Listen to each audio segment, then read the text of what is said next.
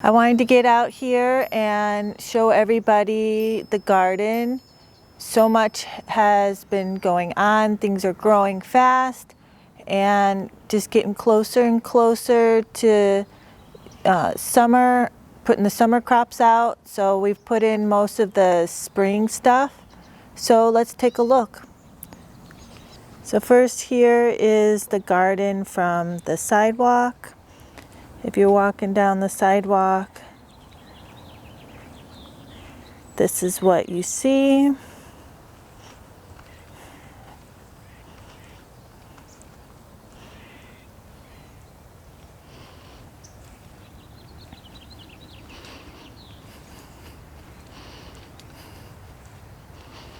So let's first start here. I took out the succulents and I put in the flowers, and you can't really see them because of the shade. You'll have to go onto my Instagram and there's more pictures. I wish you could really see. These are the nasturtiums. Look how pretty the flowers are.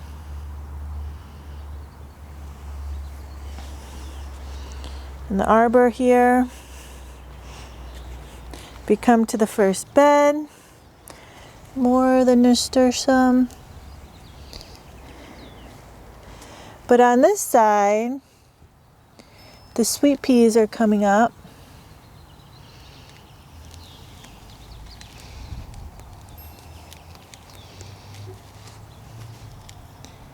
You see these little guys?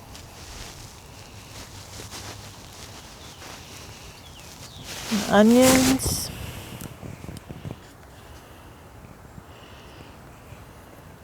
And the onions. The strawberries. I think this tower is going to work out so well for the strawberries. So this is still the first bed, the onions. And you can see the radishes. I actually put some amendment down and I think it kind of burned some of the radishes. But if you come down, you can see these ones are doing good. And the carrots. And the beets are still here. Yesterday was real dry, so I might have to give this a little bit of water. But this is borage and little onions I put here, and I'm going to put peppers. They'll go up in here when it's time. And more of the cardboard, and you can see how moist the soil is there.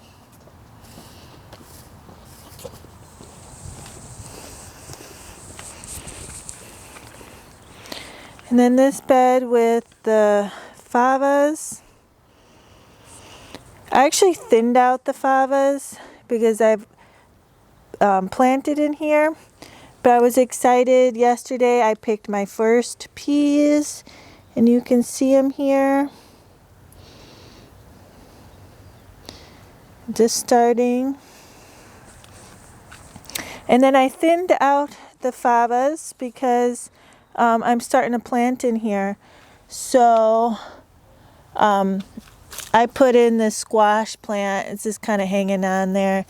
But then I put some broccoli in here. So I thinned out the favas.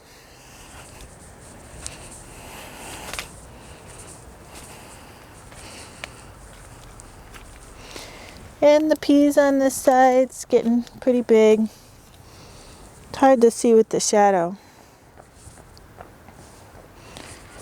The third bed here, I'm just amazed with the calendula. I picked a whole bunch of the flowers yesterday, and you can see how many is already here. And I planted 3 plants, and this will give me more than I need for when I do the salves. And I'll do a video of that when I do it. I'm actually getting a hard time getting avocado oil right now with everything going on, but I have everything ready. So as soon as I get avocado oil, I'll make a video. And you can see here, this is a kohlrabi, and it's actually forming. So if you see here, right here, it's forming the bulb. So I'll get a good one from there. So I'm excited. And here is some more. I'm still having problems with the purple of the leaves. If anybody has some suggestions, I would love to hear. I've tried a few different things. Seems like once they get bigger, they kind of get over it. But yeah.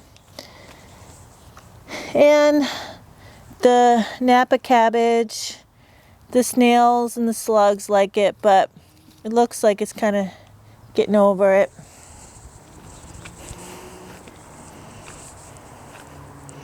And the beets and the carrots, you know, I'm pulling every week.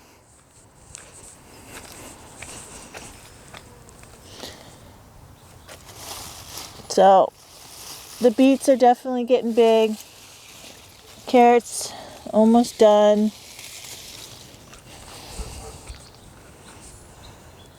Come over to this 4th bed, and these were like, it's like a hybrid between a kale and a Brussels sprout, and it grows these little like cabbages in the crooks of the plant, and they're doing really good, and they're super tasty. And I've just been planting, taking out and planting this one. This is going to be my greens / brassica. I took out some of the arugula in the center, so make more room. And I really want to make sure I have enough greens all year round. You know, in the summertime it gets a little hard, but kale and collards, you know, they'll do really well in the summer. So I really want to plant this out. And I've got some cabbages, and what I do is I plant them really close, as you can see here. So this is a broccoli. This is a kohlrabi. This is another kohlrabi. And so the kohlrabis grow much quicker, and I'll pull out the whole plant, and then it'll leave room for the broccoli. And, you know, and then here's like a kale, another kale. So I do stagger them, and then, you know, I plant real close. But when I plant real close, they'll have a shorter, they grow faster.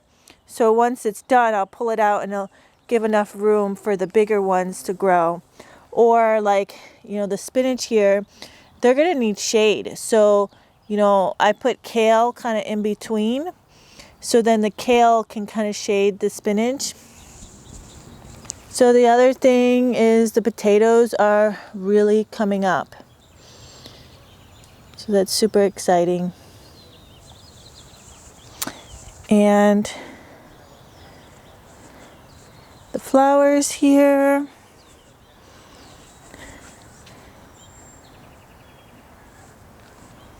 So the lavender, these are the new ones I planted, and you can see how big they've gotten.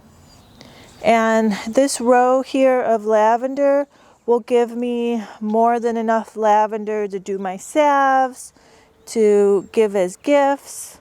So it's amazing. You don't need so many plants to have enough for your family and to make gifts. And the herbs, everything's doing really well. The rosemary has just gotten so big. So I'll come out here and I'll pick what I need. And then I will wait for the herbs to flower before I cut them real back and dry them. So you can see the tarragon. Tarragon completely dies back in the wintertime, and I think in like 2 weeks it's gotten this big.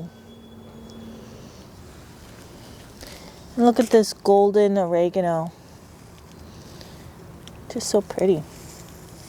This is regular oregano. All the onions in between are doing good. And then I had a friend, he dropped off some plants. So I'll find a home for them. You can see even little flowers are growing in the cracks. So here's the garden from this angle. So I'm going to take you in back and show you the seedlings.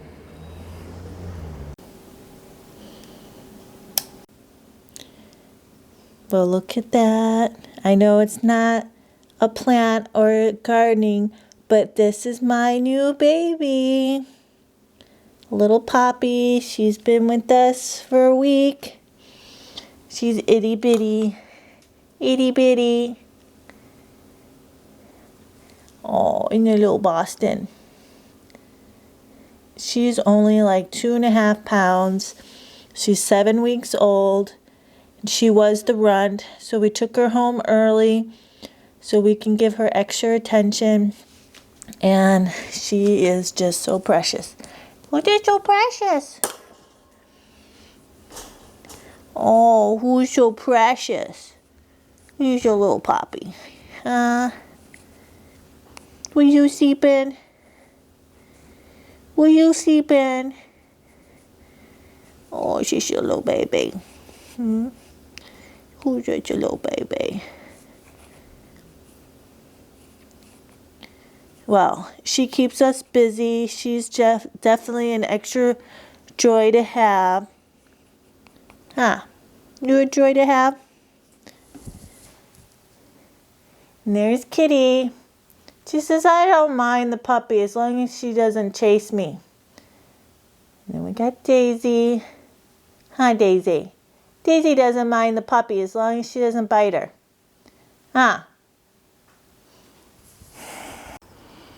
Well, here is the tomatoes. And you can just see how big they have gotten. And I have started selling them. It is kind of on the early side, but people want them. With everything going on, I posted them, and people pay me through PayPal or Venmo, and I just set them out and they pick them up. So they have gotten so big. These are mortgage lifters, and you can just see them. I mean, that's huge. It's already probably 5 inches tall. These give you a nice big red tomato. I think it even has some orange in it. And then over here, striped Roma.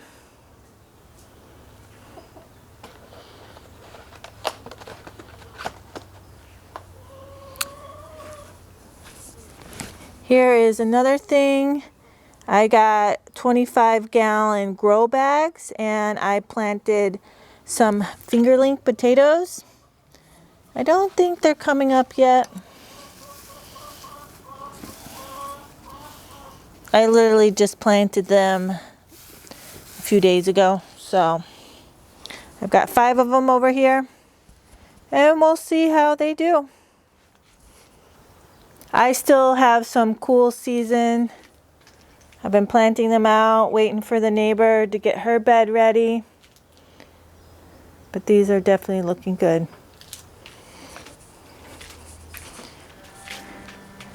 And then here is the peppers. Now these are all like sweet Italian style.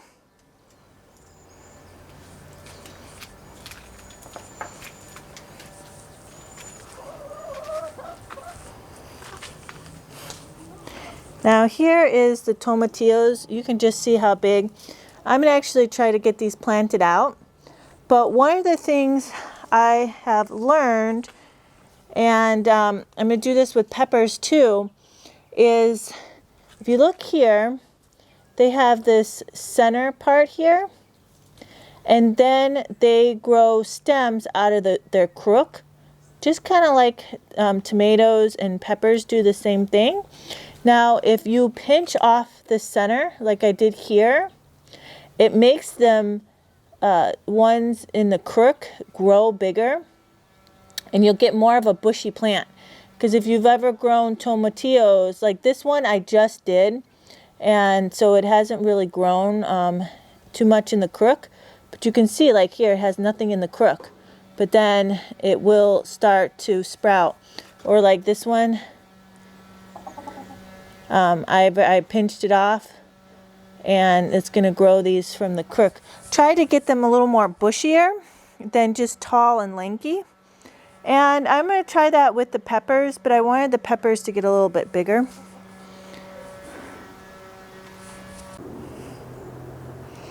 I wanted to show you the apple tree. This is a Fuji, and it's starting to flower. And they are just so pretty.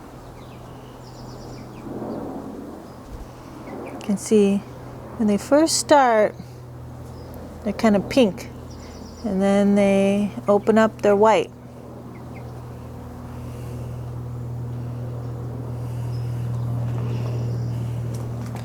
And the tree is looking really good.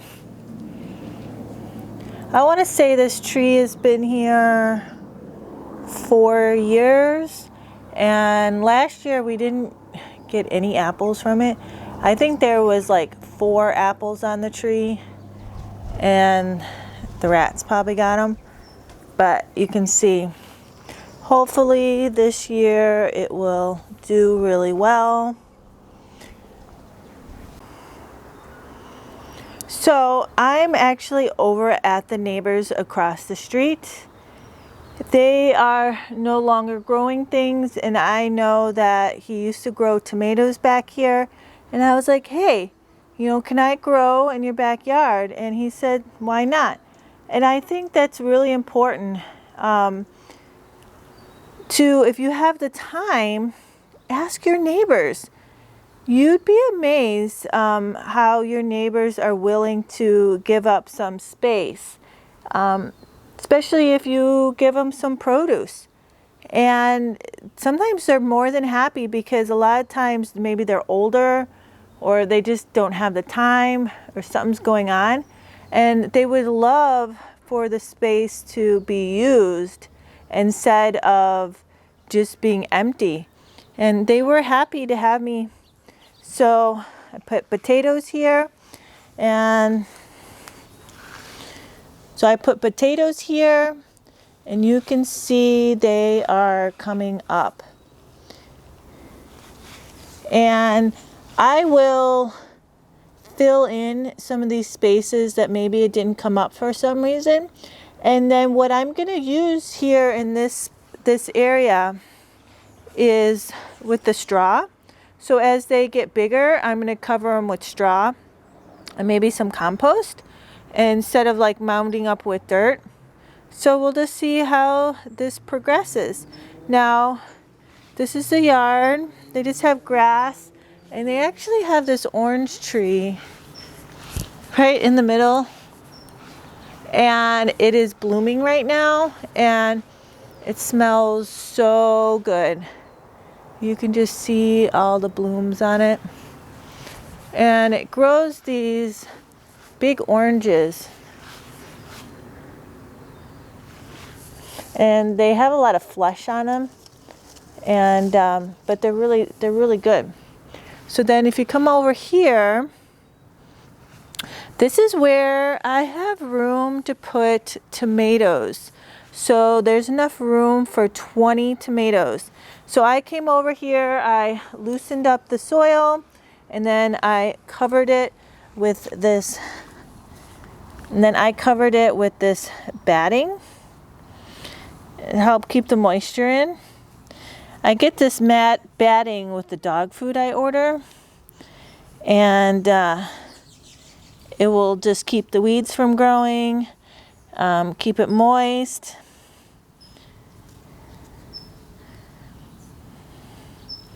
It looked like some of this dirt was kind of fill. I'm not sure what they were doing here. I knew that he was growing tomatoes here.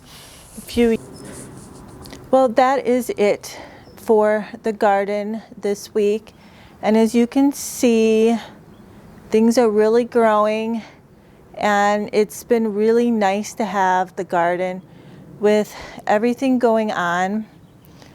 I think it's making a lot of people think about where their food is coming from, and that's why I encourage people to grow produce or grow something. I think we all can grow a little something to eat, and you know, it always would boggle me when people had property or big yards and they didn't grow a garden. I come from the Midwest, where in the suburbs people have huge yards, and like my sister's neighborhood, you know, there could be 200 houses and like 2 people have gardens, and huge yards. And I just don't understand. It really doesn't take that much work, and it's so much rewarding to eat produce that you grow yourself. So anyway, I think we all should take the time to look around and see what we can do. I'm actually offering to people, if they, in my area, if they have children under 10, they can get a free cherry tomato plant. And I just ask that they sit and watch one of my gardening videos with their kids. So I will be putting that out for my neighbors, and it's just a little something that I can do to give back, because I think that's another really important thing, is to give back when we can. We are very fortunate. My husband is still working, so we're bringing in a paycheck, but I just think of all these people who cannot work right now, and they don't have the paycheck, and you know, them are the people I really worry about. But anyway, thank you, and I would love to hear from you guys. Have a good day.